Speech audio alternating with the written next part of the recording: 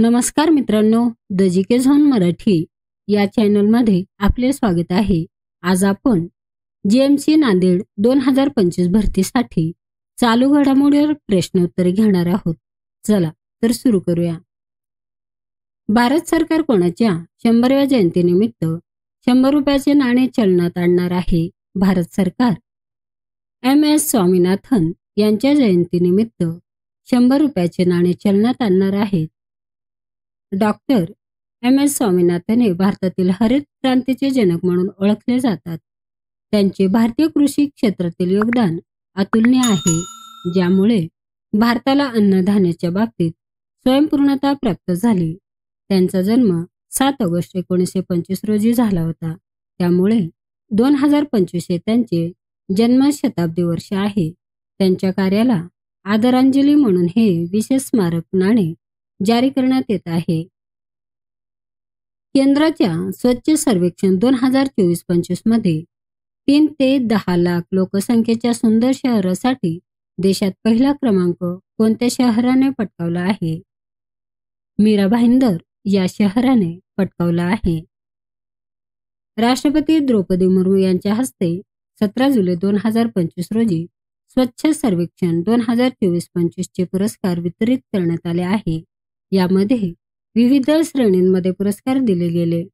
3 ते 10 लाख लोकसंख्येच्या गटात महाराष्ट्रातील मीरा भाईंदर शहराने देशात अव्वल स्थान मिळवले आहे.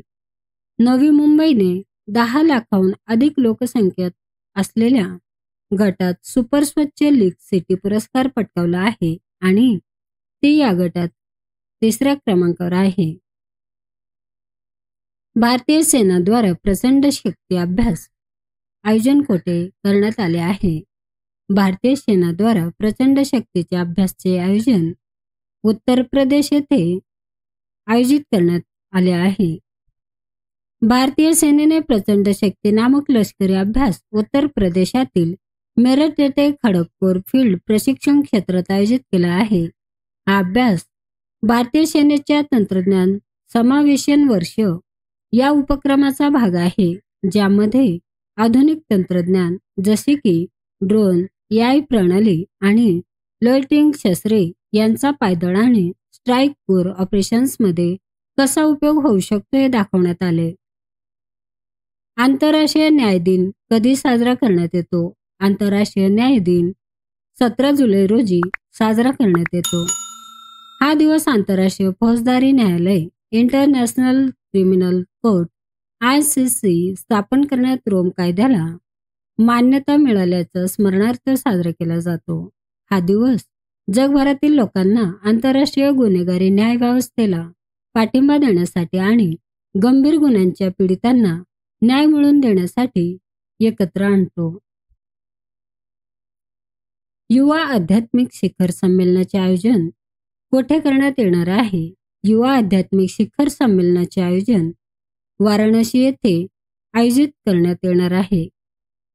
हे संमेलन युवा पिढीमध्ये आध्यात्मिक जागरूकता, आत्मसाक्षात्कार आणि नशामुक्तीच्या दिशेने प्रेरणा देणे हा मुख्य उद्दिष्ट ठेवून आयोजित करण्यात आले आहे.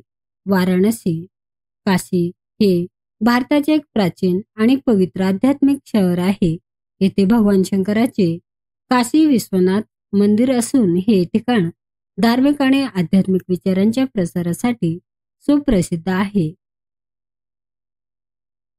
कर्नाटक राज्यात भारताचा दुसरा सर्वात लांब केबल स्टे ब्रिज बनवण्यात आला असून त्याचे उद्घाटन कोणाच्या हस्ते करण्यात आले आहे? नितीन गडकरी यांच्या हस्ते करण्यात आले आहे. हा पूल सिगंदूर आणि कलसावली या गावांना जोडतो. एकूण लांबी सुमारे 2.4 किलोमीटर आहे. पुलाचे नाव सिगंदूर केबल स्टे ब्रिज आहे. स्थान शरावती नदीवरील शिवमोग्गा जिल्हा, कर्नाटक. भारताचा पहिला आणि सर्वात लांब केबल स्टे ब्रिज म्हणजे बांद्रा वर्ली सी लिंक मुंबई येथे आहे. एकूण लांबी 5.6 किलोमीटर. 2025 समवर्ल्ड युनिव्हर्सिटी गेम्सचे आयोजन कोणत्या देशात करण्यात आले आहे. 2025 समर वर्ल्ड युनिव्हर्सिटी गेम्सचे आयोजन जर्मनी येथे करण्यात आले आहे. 2025च्या उन्हाळी जागतिक विद्यापीठ खेळाचे आयोजन जर्मनी या देशात करण्यात आले आहे. ही स्पर्धा 16 ते 27 जुलै 2025 पर्यंत आयोजित करण्यात आली आहे. युलिया स्विरिडेंको यांची कोणत्या देशाच्या पंतप्रधानपदी निवड झाली आहे? युलिया स्विरिडेंको यांची युक्रेन या देशाच्या पंतप्रधानपदी निवड झाली आहे. युलिया स्विरिडेंको यांना 17 जुलै 2025 रोजी युक्रेनच्या संसदेने नवनिर्वाचित पंतप्रधान म्हणून नियुक्त केले. राष्ट्राध्यक्ष व्होलोडिमीर झेलेन्स्की यांच्या समर्थनाखाली हा मोठा राजकीय फेरबदल करण्यात आला. त्यांचा उद्देश युद्धावस्थेत सरकारची कार्यक्षमतेत वाढ करणे आणि आर्थिक तसेच संरक्षण क्षेत्रात सुधारणा घडवणे हा आहे. पंतप्रधान धनधान्य कृषी योजनेस केंद्रीय मंत्रिमंडळाने मंजुरी दिली असून देशात किती जिल्ह्यात राबविण्यात येणार आहे? 100 जिल्ह्यात राबविण्यात येणार आहे. ही योजना 2025-26 पासून पुढील 6 वर्षासाठी सुरू होईल. यामध्ये कमी कृषी उत्पादकता, कमी पीक तीव्रता आणि कमी कर्ज वितरण असलेल्या 100 जिल्ह्यांची निवड केली जाईल. प्रत्येक राज्य किंवा केंद्रशासित प्रदेशातून किमान एका जिल्ह्याचा यात समावेश केला जाईल. तालिसम सैबत 2025 सराव कोठे आयोजित करण्यात आला आहे? तालिसम सैबत सराव ऑस्ट्रेलिया येथे आयोजित करण्यात आला आहे. हा ऑस्ट्रेलिया आणि युनायटेड स्टेट्स यांच्या नेतृत्वाखाली एक मोठा बहुराष्ट्रीय लष्करी सराव आहे.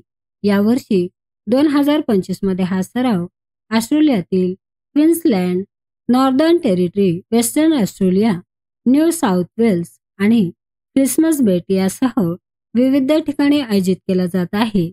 तसेच प्रथमच काही सागरी सराव पापुआ न्यू गिनी येथे दाखल होणार आहेत.